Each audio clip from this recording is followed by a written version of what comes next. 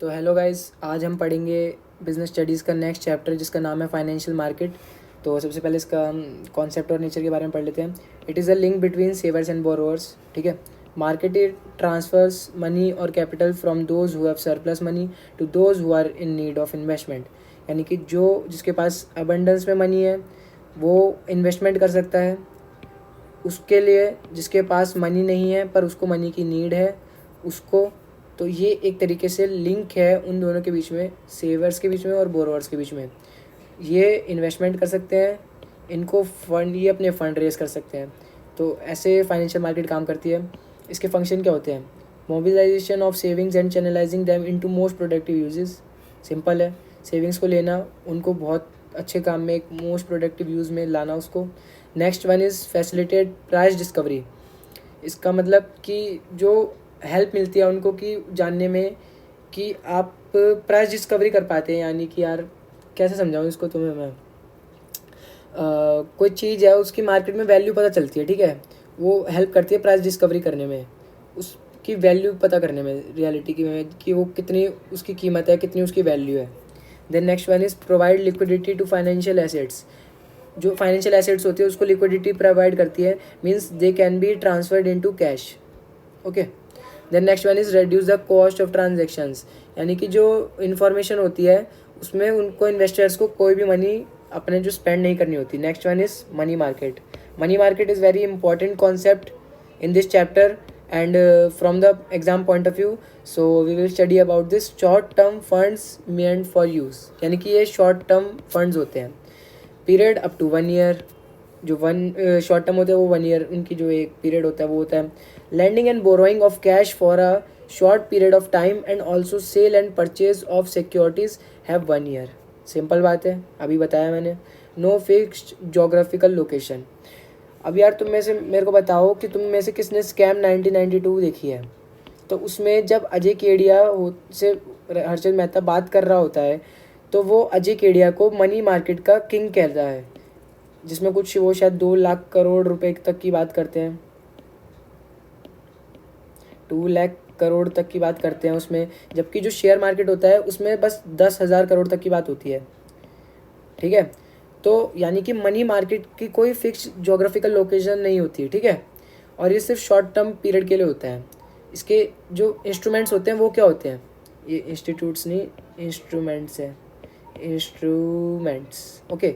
Commercial bank, sorry institutes ही हैं ये, सॉरी हाँ, थोड़ी गलती से मिस्टेक हो गई। इंस्टीट्यूट्स क्या हैं इनके? Commercial bank, LIC, GIC, UTI etcetera. अब हम पढ़ेंगे इंस्ट्रूमेंट्स के बारे में। ये सारा मिटा देता हूँ।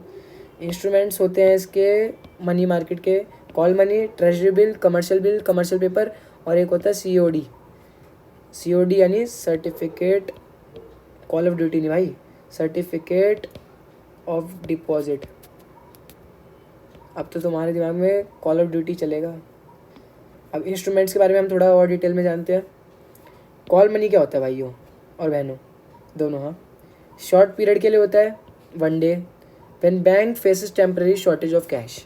Commercial bank A, commercial bank B, इसको पैसे की तंगी है, मतलब 1-2 दिन के लिए इसको थोड़ा सा पैसा चाहिए कि जिससे अपना फ्लो चालू रख पाए, मतलब अपना काम करते रहे। इसके पास पैसा है, ये इसको पैसा देता है, तो इसकी शॉर्ट टर्म मनी की जो नीड है वो पूरी हो जाती है। Bank lends to bank for 1-2 days, मतलब 1 to 2 days, also called inter bank call money, easy PG.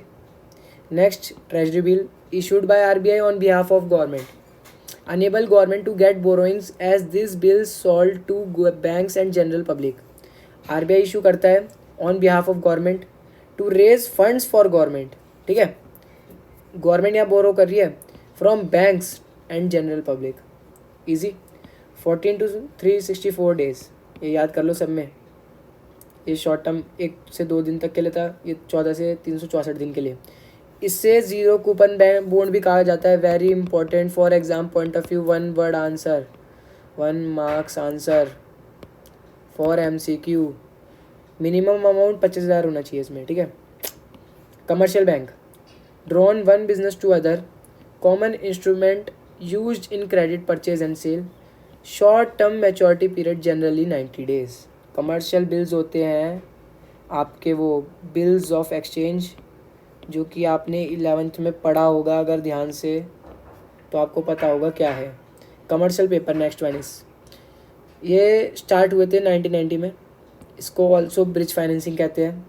मेरे पेपर में आया था ये क्वेश्चन प्री बोर्ड में अभी इसी साल। Unsecured promissory note issued by public companies, ठीक है। 15 पब्लिक कंपनीज और प्राइवेट कंपनीज भी लिख लो यहाँ पर, ठीक है। 15 days to 1 year इसकी जो ड्यूरेशन होती है। Use to meet flotation cost but is the purpose of commercial paper, ये भी आता है, ये भी इंपॉर्टेंट है।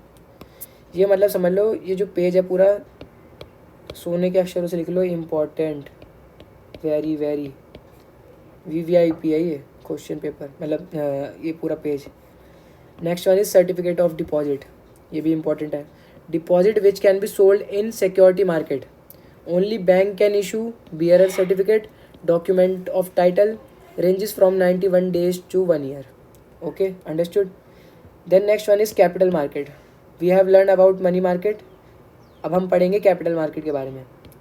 Again important topic. Capital market is a market for medium and long term funds, वो तो शॉर्ट टर्म के लिए, लॉन्ग टर्म के लिए। इंस्ट्रूमेंट्स क्या है, शेयर्स, डिवेंचर्स। ओके, नेचर क्या है, link between savers and investment, deals in long term investment, utilizes intermediaries, determinant of capital formation, government rules and regulations. Types of capital market क्या होती है, primary, secondary. Market security sold for first time issued by company. Secondary market, sales and purchase of second hand securities. Methods क्या होते हैं इसके primary market के, important thing. Public issue through prospectus, offer for sale, private placement, right issue, EIPOS। Public issue through prospectus यानी कि जो prospectus issue करते हैं जिसमें पब्लिक को दिया जाता है डायरेक्टली। ऑफर फॉर सेल भी, इसमें भी मतलब आपका जो डायरेक्टली जो अपनी कंपनी है वो करती है।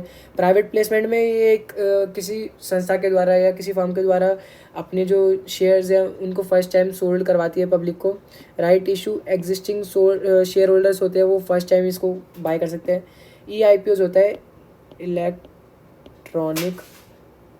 इलेक्ट्रॉनिक इनिशियल पब्लिक ऑफरिंग, ठीक है। यानी कि इलेक्ट्रॉनिकली जो सारी ऑनलाइन होती है ये इनिशियल पब्लिक ऑफरिंग होती है। अब इसके फंक्शन जान लेते हैं सेकेंडरी मार्केट के। इकोनॉमिक बैरोमीटर होता है किसी कंट्री का, आपको पता चलता है कि क्या मतलब उसकी इकोनॉमी कैसी है, ये बताता है। प्राइसिंग ऑफ सिक्योरिटीज़ के प्राइस आपको पता चलती है, वैल्यू पता चलती है। Safety of transactions, contributes to economic growth.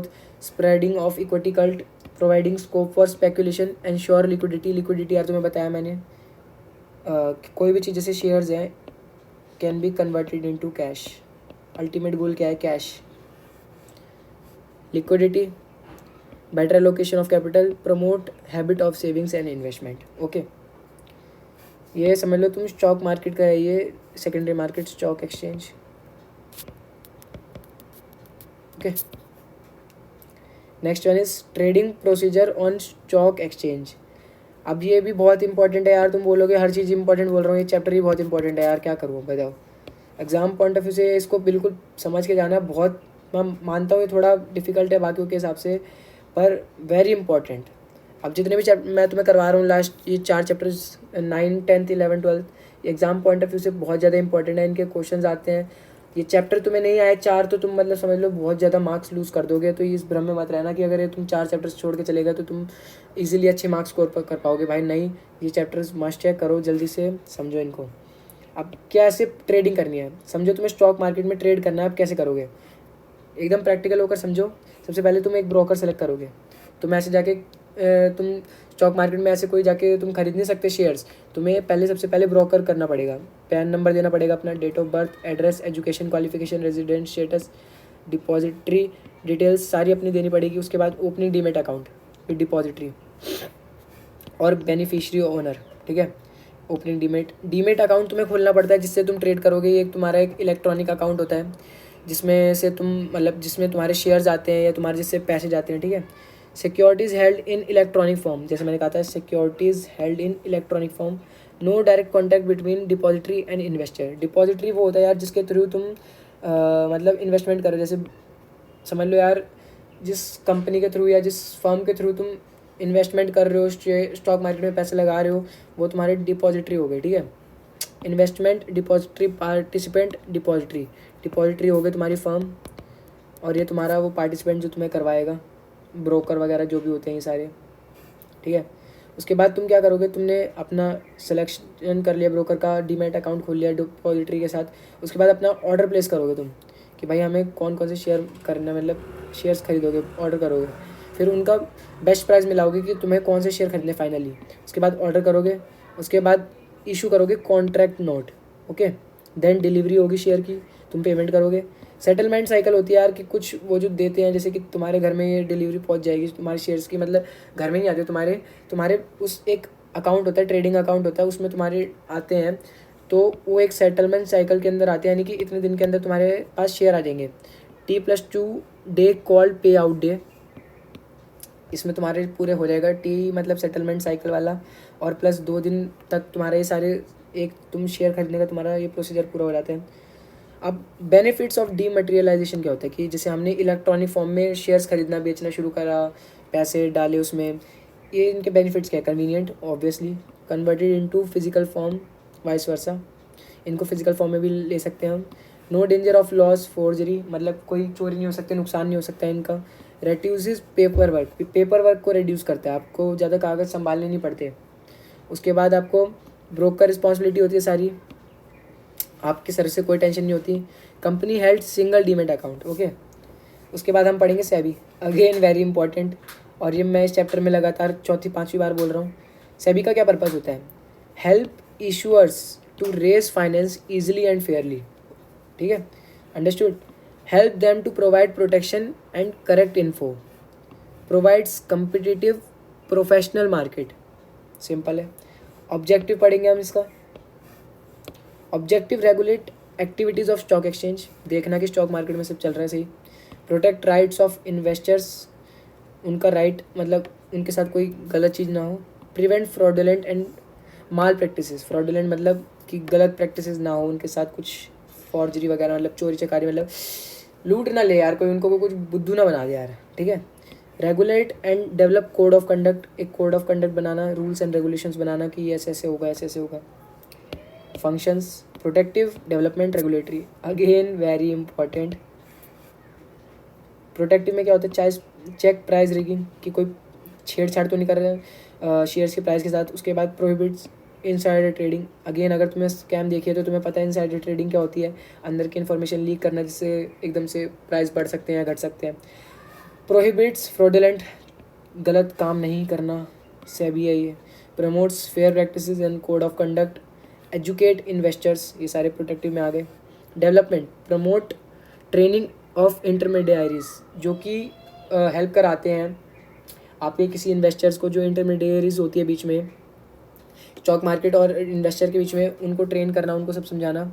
Adopting flexible and एडॉप्टेबल approach, सही एकदम प्रैक्टिकल अप्रोच को अपनाना। मार्केट ऑफ IPOs, यानी कि इनिशियल पब्लिक ऑफरिंग्स, ये मार्केट, ये एक डेवलपमेंटल फंक्शन होता है सेबी का। रेगुलेटरी फंक्शन क्या होता है, रूल्स एंड रेगुलेशन फ्रेम करना। रजिस्टर एंड रेगुलेट इंटरमीडियरीज, उनको देखना कि भाई वो कुछ घपलेबाजी तो नहीं कर रहे। Conduct inquiries and audit stock exchange, यानी कि इंक्वायरीज बिठाना कि किसी ने कुछ गड़बड़ तो नहीं करी, सब बैलेंस शीट मैच हो रही है, फलाना ढिमकाना करके सब चीज़ सही प्रैक्टिसेस हुई है कि नहीं हुई है, सारे रेगुलेटरी फंक्शन में आते हैं। और यहाँ हमारा ऐसे करके चैप्टर ख़त्म हो जाता है। काफ़ी बड़ा चैप्टर था, मुश्किल चैप्टर है मैं मानूंगा, पर important exam point of view से पढ़ के चले आना। इंपॉर्टेंट चीज़ें बताइए, इनसे क्वेश्चन बनते हैं। तो बाय बाय।